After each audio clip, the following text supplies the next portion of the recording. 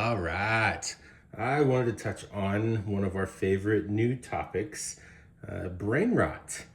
So, if you are not aware of brain rot, this is it. They have some crazy names. I'm not even going to try to say them.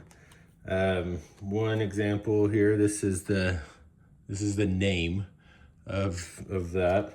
Yeah, I don't know how to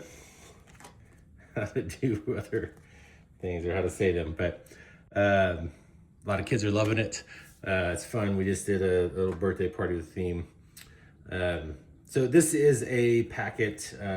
Comes with a couple hundred things. We used it for gift bags and stuff.